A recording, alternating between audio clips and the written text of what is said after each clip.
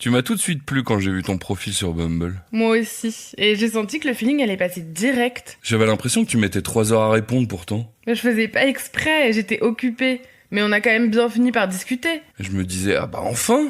T'envoyais des pavés en plus. J'avais envie de papoter. Puis j'aime bien le fait que ce soit les femmes qui fassent le premier pas, ça change. Moi aussi j'aime bien. Du coup, c'est moi qui décide quel ton va prendre la discussion.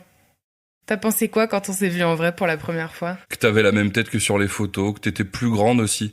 Puis t'avais l'air plus sympa en vrai, plus chaleureuse. J'avais trop peur que tu me reconnaisses pas. Moi aussi. Mais j'étais sûr que ça allait bien se passer en vrai, ça se sentait sur ton profil. Les centres d'intérêt et tout. On avait trop de points communs en vrai. Franchement, j'aurais jamais pensé rencontrer quelqu'un qui me ressemble autant. Moi non plus. C'est Kenza de Louis. Et j'ai rencontré Maxime sur Bumble, l'appli où les femmes font le premier pas. On vous en dit un peu plus à la fin de cet épisode. Bonne écoute. Louis. Jour 1er.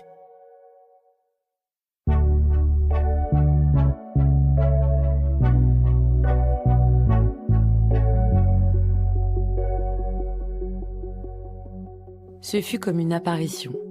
Elle était assise, au milieu du banc, toute seule. Ainsi s'ouvre l'éducation sentimentale de Flaubert, avec la rencontre de Frédéric et Madame Arnoux. Le jeune homme l'observe d'abord de loin, ébloui, amoureux déjà, quand soudain, leurs yeux se rencontrèrent. Le roman aurait pu s'en tenir là, déplier cet instant magique de la rencontre amoureuse. Mais le mari, Monsieur Arnoux, apparaît soudain. « Ma femme, es-tu prête ?» Et là, chacun se dit que ce qui semblait l'évidence ne sera finalement pas si évident que cela. En 2019, une enquête sociologique révèle qu'en France, 1 homme sur 2 et 1 femme sur 3 ont déjà trompé leur partenaire. Je suis Camélia Jordana, mais aussi Adèle, l'héroïne d'Irrésistible. Dans cette série romantique disponible sur Disney+, mon personnage imagine La maladie d'amour, un podcast qui mêle témoignages amoureux et analyse scientifique. Ce podcast, il prend vie dans vos oreilles aujourd'hui. Ici, pas de fiction, mais de vraies histoires d'amour et les explications de scientifiques qui nous éclairent. Dans cet épisode, une histoire de secrets au pluriel et d'amour clandestin.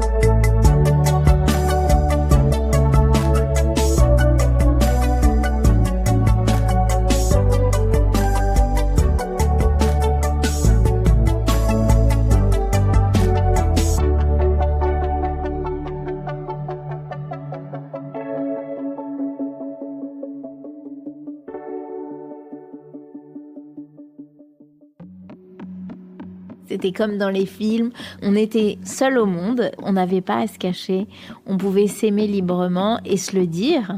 C'était le bonheur absolu. Et donc on repart en Bourgogne pour le Nouvel An tous les deux, sauf que là, tout d'un coup, je le sens tourner. C'est comme un ascenseur qui chute du 20e étage en 3 secondes et demie. C'est un cauchemar.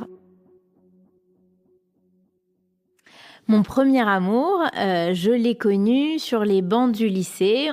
J'avais à peine 17 ans et on est sortis ensemble et ça a duré comme ça pendant 10-12 ans jusqu'à ce qu'on se marie. J'avais 28 ans et j'étais heureuse de me marier parce que c'était l'aboutissement de quelque chose. Et puis je faisais aussi comme mes copines, j'avais envie d'un beau mariage, d'une jolie robe, j'avais envie d'être comme une princesse, enfin comme un rêve de petite fille. Et donc j'ai choisi une robe de mariée rose poudre.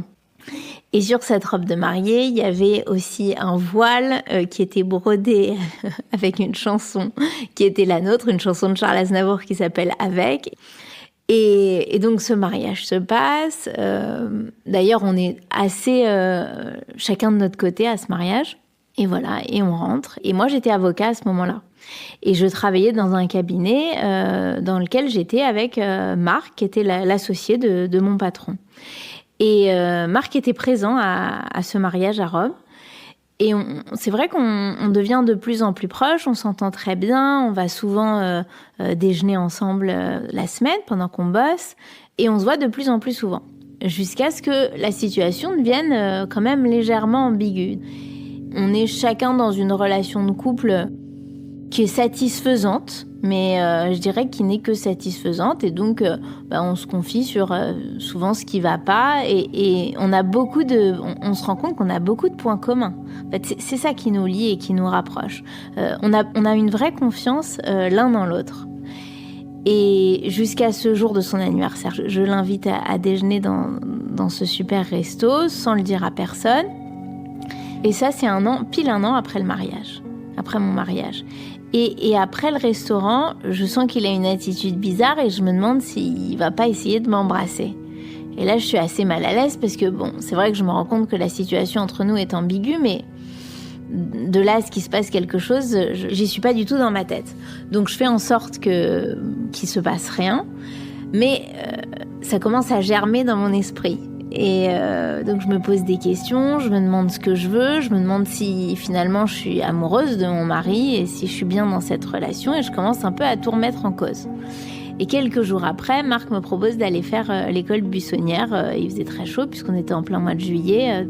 Et j'accepte. Et on va à la piscine. Et puis là, vraiment, ça commence à devenir un peu beaucoup plus clair. Et je lui dis, mais tu sais, je laisse tomber, je tromperai jamais mon mari. C'était pour moi impossible. On était ensemble depuis très longtemps.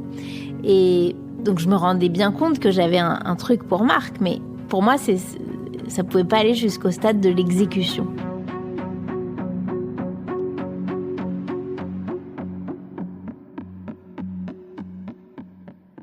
Ce que j'entends chez Noémie, Marie-Carmen Garcia, c'est la rencontre relativement précoce avec l'homme qui va devenir son conjoint. Sociologue. Si j'entends bien, c'est son premier amour, donc j'imagine que c'est son premier et unique, puisqu'elle ne l'a pas trompé jusqu'au moment là où on en est de l'histoire. Et moi, je vous dis objectivement, statistiquement, un partenaire unique aujourd'hui, affectif peut-être, mais en tout cas sexuel, c'est extrêmement rare en France. Enfin, en tout cas, dans les déclarations des individus. Donc, moi, je dirais, de loin, évidemment, avec le recul, il y avait toutes les cartes posées dans la société dans laquelle on est pour qu'elle ait un autre partenaire. Les choses allaient de soi jusqu'au moment où elle développe en fait une autre intimité avec son collègue. Ça, c'est ce que, ils commencent à travailler ensemble, à déjeuner ensemble. Et je dirais, si je peux me permettre, le point crucial de l'histoire, c'est le moment où ils commencent à parler des conjoints, raconter leurs problèmes de couple. Et ça, le levier, il est là, quelque part. C'est pas tant les déjeuners ensemble. Bon, bien sûr que ça va créer de l'intimité, mais la véritable intimité, elle va arriver à partir du moment où on parle de son autre intimité. Et ça, c'est un grand classique. C'est-à-dire que les amants et les maîtresses parlent de leur relation officielle, pas toujours en bien, c'est ce qu'on entend ici quand elle dit elles étaient satisfaisantes mais que satisfaisantes en parlant des relations officielles. Et là ça va créer elle dit on partageait beaucoup de choses ensemble, ils font le même métier déjà, donc probablement ils ont plein de goûts et de choses en commun, mais ils ont une chose en commun, c'est que l'un et l'autre vont se conforter dans l'idée que leur mariage, leur union n'est pas satisfaisante. À ce moment-là, j'avais tout le temps envie d'être avec lui. Et le temps que je passais avec lui était génial. Je me sentais hyper bien, il me faisait rire, il m'épanouissait, je me sentais moi-même, je me sentais très libre de dire tout ce que je pensais, je me sentais très comprise aussi.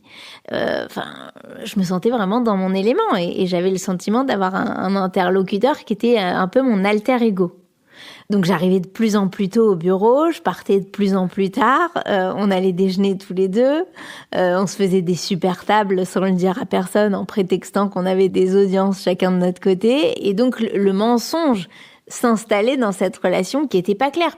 Au départ, on se disait pas. Après, quand j'ai compris que ses intentions à lui étaient claires, je lui ai montré que les miennes l'étaient pas et que j'étais pas du tout sûre de vouloir foutre en l'air ma relation. Et puis on allait partir en vacances chacun de notre côté au mois d'août, et puis on sentait cette séparation approcher. Elle nous faisait peur parce qu'on allait être séparés alors qu'on avait un vrai quotidien, qu'on se racontait tout, et donc on redoutait ça. Et à la veille de cette séparation du mois d'août, je me souviens pas tellement comment ça s'est passé, mais je sais qu'on était au cabinet à ce moment-là, on était dans mon bureau, il y avait personne, et Marc m'a embrassée. Et bon, les papillons commençaient à doucement se manifester. Et puis, l'été allait arriver. Donc, on se dit au revoir. Et c'était vraiment une souffrance, pour le coup, de se séparer. Et c'est vrai que le manque a fait que j'ai su que j'étais très très amoureuse de lui et que je savais pas comment j'allais me sortir de cette histoire. Et d'autant que mon mari de l'époque, Gabriel, travaillait aussi dans la boîte familiale. Il travaillait avec mon père et mon frère. Donc c'était d'autant plus... Tout était imbriqué. Et je savais pas, et puis j'avais pas envie de lui faire de la peine. Puis je voyais pas comment je pouvais lui annoncer ça.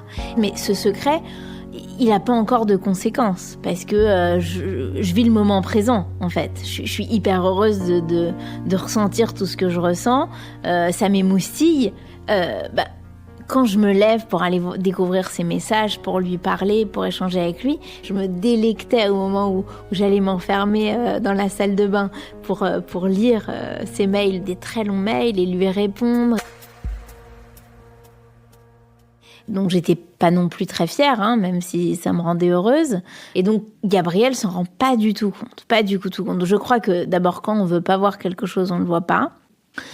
Je considérais que en réalité, la trahison, bien sûr que c'est l'acte.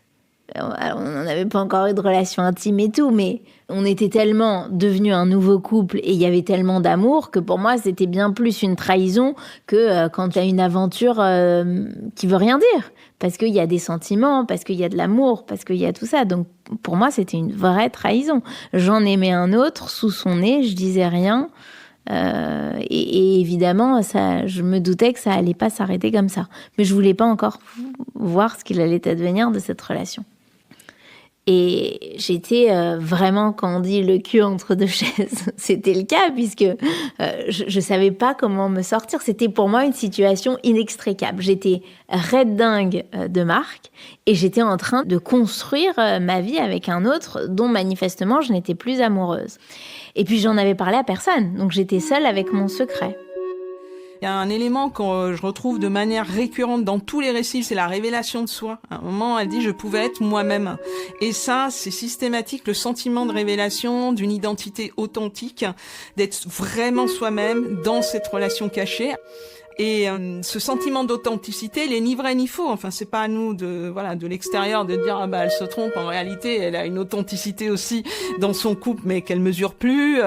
Mais il y a ce sentiment-là, le sentiment d'être réellement soi-même avec l'amant ou l'amante est systématique. C'est un élément du discours, un élément de l'impression et ce qui va mener les gens à donner aussi beaucoup d'importance à cette relation-là, parce que dans cette relation, ils éprouvent, et c'est réel, c'est pas une vue de l'esprit, le sentiment d'être eux-mêmes, d'une certaine authenticité.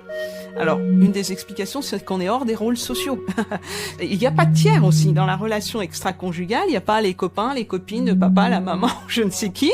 Donc, on a un sentiment très très puissant, ce qui va donner une partie de sa grande force à cette relation, mais qui va aussi la rendre fragile. Il n'y a pas toute la structure sociale, il n'y a pas les engagements officiels ou envers les autres, tout simplement. Eh bien, elles vont souvent pas tenir confrontées à ça. Et il y a le secret. L'adultère est totalement lié au secret. Enfin, l'infidélité, en tout cas celle que j'ai étudiée, et sinon c'est pas l'infidélité, c'est autre chose, mais elle est totalement liée au secret, tellement bien conservée que personne ne va le savoir. La question du secret, ce qu'elle appelle le mensonge, alors c'est le mensonge par omission, quand elle dit, c'est intéressant quand on dit, j'étais dans la salle de bain en train de lire les mails, mais c'est une image qu'on m'a répété beaucoup de fois, la salle de bain et les toilettes. En fait, c'est les endroits où les gens peuvent s'enfermer et où ils échangent des SMS ou des mails, ou parce que c'est dans un espace commun, les endroits où on peut fermer à clé, c'est ces endroits-là. En septembre, les choses s'accélèrent. Le déclencheur, ça a été que il y avait Yann, l'associé de Marc, qui était mon patron. Yann a un accident de scooter assez grave. Et je reçois un texto de Marc pour me prévenir. Et donc là, c'était un peu branle-bas de combat. C'était assez inquiétant. Il me demandait de le retrouver tôt le lendemain matin pour organiser le cabinet, apporter des affaires à Yann à l'hôpital. Et il prend tout en main. Et je le vois prendre tout en main, organiser, lui apporter ses affaires, annuler les audiences, reporter les rendez-vous. Et je suis assez admirative de la façon dont il gère tout. Et c'est à ce moment-là qu'on a, quand Yann est à l'hôpital, mais qui va mieux quand même, qu'on a nos premières relations sexuelles au cabinet, alors qu'on est tous les deux au cabinet et qu'Yann n'est pas là. Voilà, tout ça nous a encore plus rapprochés et c'est là que vraiment notre histoire a pris une autre tournure.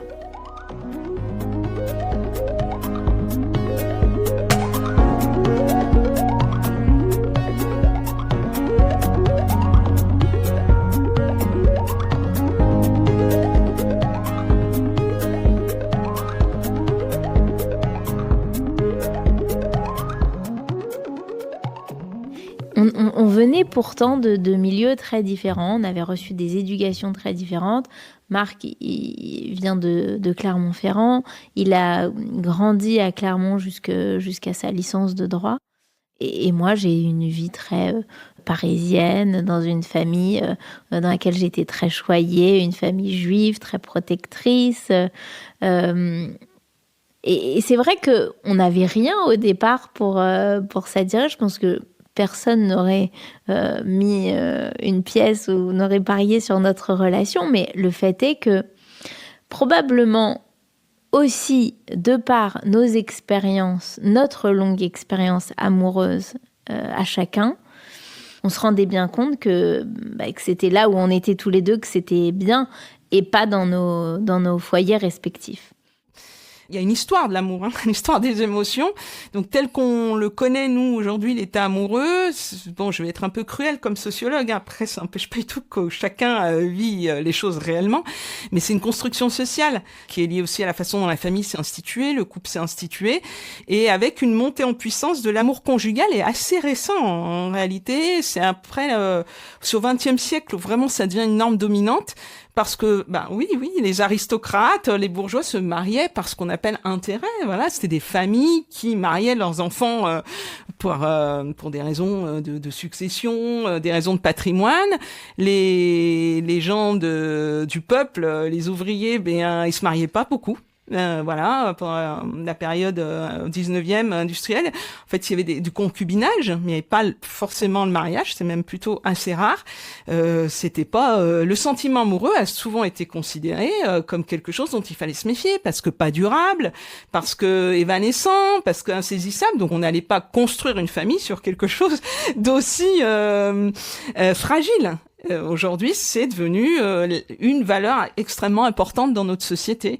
Elle dit on vient de deux milieux très différents, mais moi surtout ce qui m'intéresserait, c'est de connaître très classiquement les professions des parents, etc. pour voir s'il y a ce qu'on appelle homogamie ou non, parce que ce qu'on appelle l'homogamie en sociologie, c'est le fait que les individus ont plutôt tendance, inconsciemment bien sûr, à faire des unions durables avec des individus de mêmes origines sociales ou de même statut social selon les âges, et l'homogamie est plutôt forte en général. Et ça, alors dans les relations extra-conjugales, aussi longtemps qu'elles restent extra-conjugales, on peut éventuellement trouver des différences, mais pas tant que ça. En fait, alors peut-être le coup de foudre, le coup d'un soir ou l'amour d'été ou je ne sais quoi, peut-être que là ça existe, mais en réalité dans les relations qui durent, moi ce que j'observe c'est qu'en fait c'est une forte homogamie et en fait dans les dyades, moi j'appelle ça les dyades, bon on peut dire les couples extra-conjugaux, mais comme c'est pas des couples à proprement parler, ces dyades-là, les gens ont les mêmes écarts d'âge qu'on retrouve dans les couples officiels, c'est-à-dire environ 2 ans. Bon après il y a un peu, pour certains un peu plus d'écart, toujours un peu plus l'homme plus âgé, la femme plus jeune, et des niveaux d'études assez similaires, des contextes assez similaires. Donc l'idée de l'homme, elle existe, mais moi je l'ai jamais vue, de l'homme qui entretient la maîtresse, l'homme très âgé qui entretient une maîtresse pas fortunée. Non, ça existait dans la société dite traditionnelle, ça existe dans d'autres sociétés parce que c'est institué. Mais ce genre, en fait, on va trouver des choses plutôt homogènes, en fait, à ce niveau-là. Et c'était quand même elle, ce qu'elle exprime, c'est que assez rapidement après le premier baiser, elle se dit j'aime cet homme-là. Je n'aime plus mon mari et ça va, vite entre guillemets, mais elle se pose des questions, mais elle se pose surtout des questions de pourquoi je reste avec mon mari et pas pourquoi je suis avec cet amant-là. Voilà, quelque part, je dirais, ça devait arriver. Je me rendais bien compte que ce que je faisais était pas très joli, même si je pouvais pas m'en empêcher. Je veux dire, c'était plus fort que moi. Ça me prenait au bide, ça me transcendait, cette relation me transcendait. Je dis à Gabriel, écoute, ça va pas, je remets tout en question, je suis pas sûre de moi, je suis pas sûre de nous. J'étais très embêtée de lui faire de la peine, mais pour autant, c'est que ça n'allait pas, et donc c'était plus possible, et donc on divorce civilement. Donc j'avais pas de culpabilité, ça a été difficile sur le moment de le quitter et de lui imposer ça, mais j'ai pas eu de culpabilité, et je supportais de moins en moins le conflit.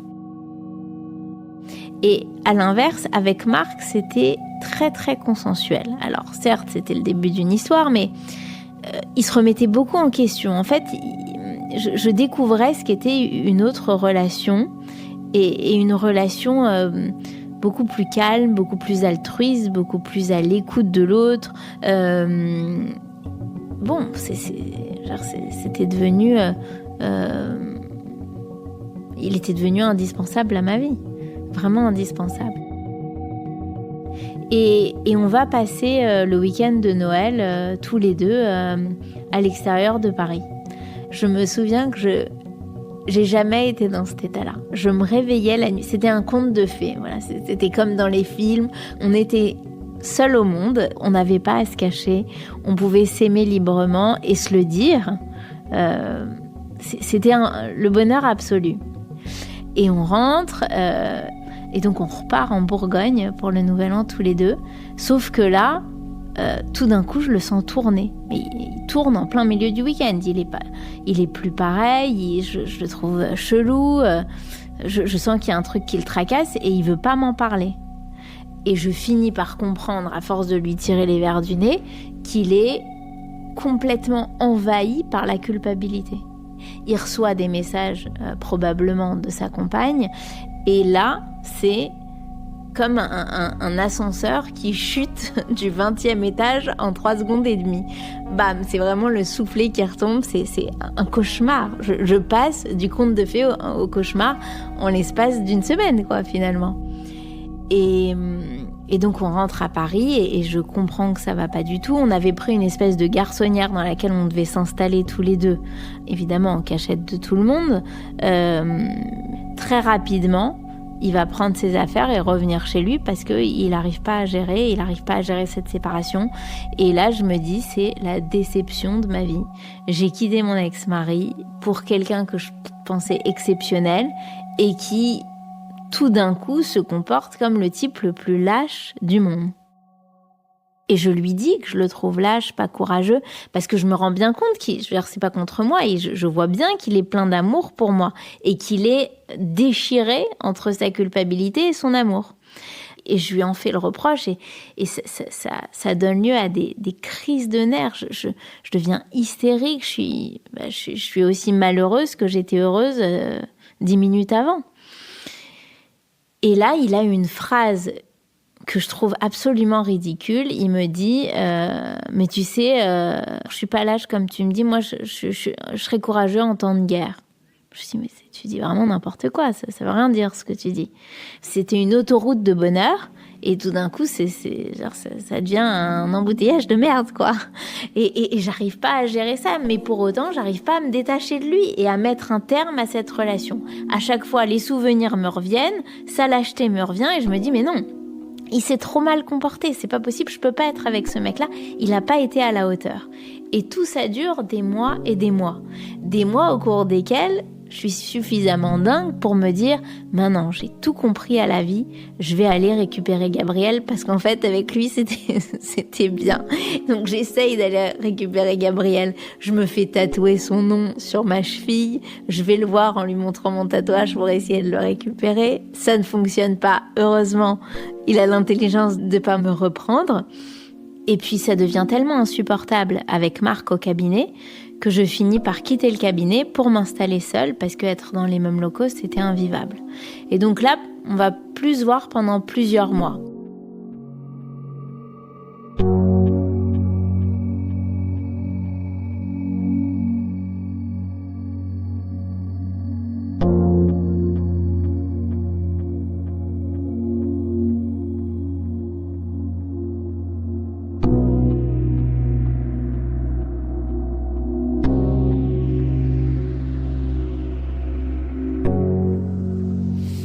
Elle a divorcé pour, au final, se dire, finalement, j'ai lâché, entre guillemets, pour rien. Bon. Cette question du courage et de la lâcheté, moi, elle m'a beaucoup travaillé parce que je l'ai entendue plein de fois, de nombreuses fois, dans de nombreuses situations. Et au final, j'ai fini par me rendre compte que, en fait, la conception du courage n'est pas la même chez ces hommes et chez ces femmes. On reste quand même sur des sociétés de type patriarcal dans nos sociétés, c'est-à-dire où l'homme reste quand même le chef de famille, en tout cas symboliquement, même si les femmes travaillent, etc. Le capitaine ne quitte pas le navire. C'est une preuve de courage, c'est-à-dire des hommes vont me dire mais c'est la merde chez moi, c'est vraiment l'horreur pour X raisons, etc.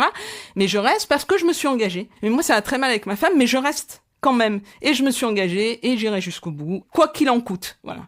Alors que de l'autre côté, les femmes vont dire, mais c'est vraiment de la lâcheté parce que tu n'aimes plus ton épouse. Alors c'est ce qu'ils disent, hein, après. Tu n'aimes plus ton épouse, tu veux pas t'installer avec la femme que t'aimes, tu es vraiment un lâche. Et en fait, c'est deux conceptions du courage et de la lâcheté qui sont antinomiques. C'est-à-dire d'un côté, le courage, ça va être d'aller vers l'amour. C'est ce que conçoivent les femmes. De l'autre côté, le courage, ça va être de rester envers et contre tout dans sa famille. Donc, l'idée de rester mettre à bord et de rester dans son foyer envers et contre tout, elle est pas nouvelle. Historiquement, c'est plutôt ça le modèle dominant chez les hommes. Et deux, quand il dit moi en cas de guerre, il dit c'est ridicule, je serai courageux, peut-être qu'il veut dire, mais au contraire, moi je suis très courageux de rester dans une situation compliquée. J'ai d'autres petits copains, je comprends que je vais pas récupérer mon ex-mari et peut-être c'est probablement mieux pour moi. Et arrive le mois de juillet 2014 où j'envoie un message à Marc pour lui souhaiter son anniversaire. Après des mois de silence sans avoir de ses nouvelles. Donc je lui laisse un message pour son anniversaire et il me rappelle pas, ce qui était vraiment pas du tout dans ses habitudes. Mais là, pas de nouvelles.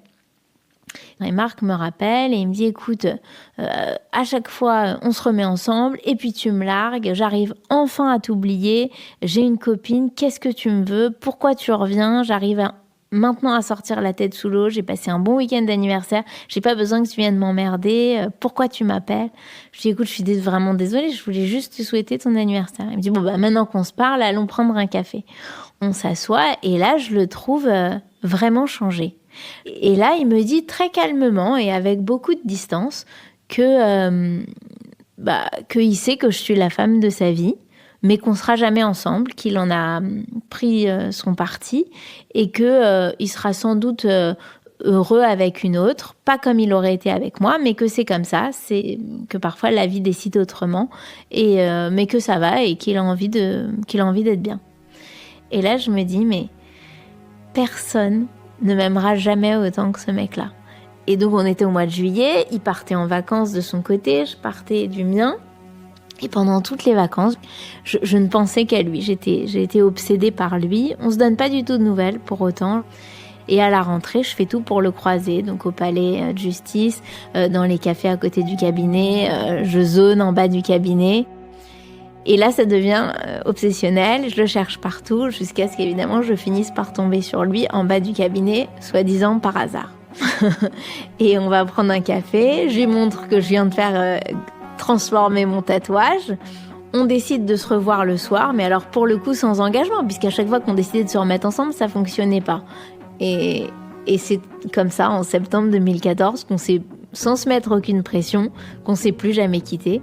Donc je suis tombée enceinte au mois d'avril 2015. On avait tellement galéré dans notre histoire d'amour que on en profitait, on était libérés de tous nos démons, de tout, et on était juste, on avait juste envie de vivre l'un pour l'autre, l'un avec l'autre, et de construire ensemble. Et puis ensuite, très rapidement, on a fait notre fils qui est né en janvier 2018, et c'était génial. Il y avait aussi une chose qui était très importante et qui aussi est venue de nos débuts, c'était la confiance. On avait une confiance énorme, réciproque, parce que tout ça avait commencé par une tromperie chacun de notre côté. Et du coup, on savait que nous, on se mentirait pas. Le rebondissement de se mettre en couple et avoir un enfant... Je dois dire que c'est assez, c'est assez singulier hein, dans ce que j'ai vu. C'est très rare hein, ce type en tout cas des personnes que j'ai interviewées, mais surtout après des mois, des années, autant de rebondissements, je pense que c'est rare et c'est même étonnant, je dirais, qui ait 2 enfants. Parce que je dis, et même ce qu'elle dit à un moment donné, elle dit bah non, c'est vrai qu'on se mentirait jamais. Moi, ce que j'ai plutôt entendu chez des interviewés, c'est dire bah puisqu'une fois c'est arrivé une fois, on n'aura plus jamais confiance. C'était plutôt l'inverse. Donc là, moi, je vois une situation où ils ont construit autre chose. Alors comment? Bah voilà, c'est leur histoire singulière hein, que ce que je vois habituellement, parce qu'habituellement c'est plutôt une défiance après dans le couple officiel quand il a lieu, et en général ça tient pas beaucoup. Mais dans ce que j'ai vu moi. Il me semble que c'est exceptionnel, oui. Il s'occupait beaucoup des enfants. On faisait beaucoup de choses tous les 4. Et donc tout ça a été extraordinaire jusqu'à ce qu'il tombe malade en début 2020. Tout début 2020, il a une douleur très vive au poignet qui est en fait une septicémie. Il manque d'y passer. Et puis il va se remettre de cette septicémie un peu miraculeusement, en tout cas, il s'en sort, mais c'était pas gagné. Et puis là, le confinement arrive, et il se sent pas très bien. On met tout sur le dos de la septicémie, et il va finir par aller faire des examens. Il avait perdu beaucoup de poids, et là, le diagnostic tombe, et on se rend compte qu'il a un cancer qui est très très avancé, puisque c'est un cancer qui est déjà métastatique. Ça nous tombe dessus comme... Et donc, on va consulter un oncologue. Et Marc me demande de ne pas poser de questions. Et je me retrouve seule dans le bureau de l'oncologue. Et je comprends que son cancer est tellement avancé qu'il ne peut pas guérir. Et que les traitements n'ont pour seule vocation que de prolonger la durée de sa vie. Et je demande à l'oncologue de ne rien lui dire, sauf si Marc lui pose la question. Il me promet. Et donc je sais qu'il est condamné. Il y avait un double secret d'abord. Il y avait ce secret que j'avais vis-à-vis de lui, de ne pas lui dire qu'il était condamné. Probablement qu'il le savait. Il le savait au fond de lui. Il avait juste pas envie qu'on lui dise. Il a écrit une lettre aux enfants dans lesquelles il leur donne les clés du bonheur. Donc il savait quand même qu'il était très très mal barré. Est-ce qu'il savait que je savais? C'est pas sûr. Et j'avais aussi un autre secret, puisqu'il voulait que personne ne sache qu'il était malade. On pouvait le dire à personne parce qu'il voulait pas qu'on ait pitié de lui. Mais je crois que le secret m'a donné beaucoup de force. Sur le moment, c'était pas facile. Je me dédoublais. C'était très difficile. Mais avec du recul, ça m'a permis de pas m'écrouler complètement. Quand l'autre est malade, on est en pilote automatique, on n'a qu'une envie, c'est d'être là pour l'autre, d'assouvir le moindre de ses désirs et d'être comme un soldat qui s'exécute. C'est difficile de voir la personne qu'on aime souffrir le martyre et puis pas se plaindre en plus. Il se serrait les dents, quoi. Et compte tenu de notre relation, cette relation fusionnelle, on était toujours l'un pour l'autre à se comprendre. Et là, non pas que je comprenais pas ses douleurs, mais je les ressentais pas et je pouvais pas les diminuer, je pouvais pas l'aider du tout. Et là, j'ai compris cette phrase qu'il me disait alors qu'il n'arrivait pas à quitter sa compagne: je serais courageux en temps de guerre. Il était d'un courage comme j'ai jamais vu. Il a dit à ma grand-mère qui avait 94 ans à l'époque: Mamie Lu, tu penses quand même pas que c'est toi qui vas m'enterrer? Peut-être qu'il avait des moments pour lui où il était seul, où il craquait, j'en sais rien. J'espère, mais parce que ça fait du bien parfois de craquer, mais en tout cas, il montrait pas grand-chose. Et pendant tous ces moments-là, c'est de l'amour. L'amour, c'est être là l'un pour l'autre. Évidemment, ça se manifeste d'une autre manière, totalement différente, parce que de par ces douleurs, il y a très peu de relations intimes au-delà du sexe, et ne serait-ce que me prendre dans ses bras au creux de son épaule au moment de s'endormir à cause de ces douleurs à l'estomac, tout ça était impossible. Donc c'est une autre forme d'amour, mais c'est extraordinaire aussi.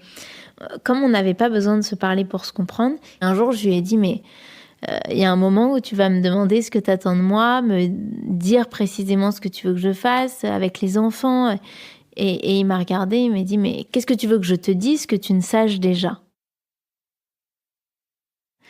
Et donc son état se dégrade. On a appris son cancer fin mai, début juin 2020. Et il va mourir le 19 janvier 2021. Il va mourir à la maison, comme il a voulu. Et aujourd'hui, à chaque fois que je fais quelque chose, je le fais en fonction de Marc, sans même me poser la question, parce que je sais, parce qu'il est toujours là dans ma tête, et que je sais ce qu'il aurait voulu, ce qu'il aurait aimé, ou quand je fais quelque chose qui n'aurait pas été forcément sa décision, je le sais aussi. Mais je dirais qu'on a eu une très très belle histoire d'amour qui n'a pas commencé de manière simple, qui n'a pas fini, même si je considère qu'elle ne sera jamais finie, parce qu'il vit en moi. Mais donc une relation très tumultueuse, mais extraordinaire. C'était pas la vie est un long fleuve tranquille, mais en tout cas, on était riche de notre histoire d'amour. Voilà. Et moi, j'ai le sentiment d'aller bien parce que j'ai été nourrie par son amour. C'est parce qu'on a vécu tout ça ensemble. On a eu de la chance de vivre ça. On a eu la chance de connaître ça. Il n'y a pas beaucoup de couples qui peuvent se vanter d'avoir connu de tels moments, une telle intensité, de telles émotions.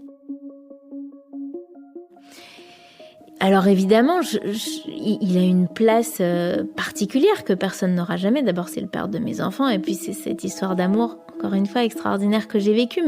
Mais pour autant, j'ai promis à Marc qu'on serait heureux, que je ferais tout pour qu'on soit heureux, et je savais que mon bonheur passerait aussi par une autre histoire d'amour, différente, et sans culpabilité.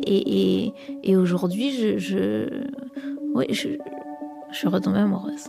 Je suis contente de pouvoir avoir des sentiments amoureux qui sont d'autres sentiments amoureux, mais qui me rendent heureuse et sans aucun sentiment de trahison ni de culpabilité. Au contraire, pour moi, je respecte ma promesse de tout faire pour aller bien et être heureuse.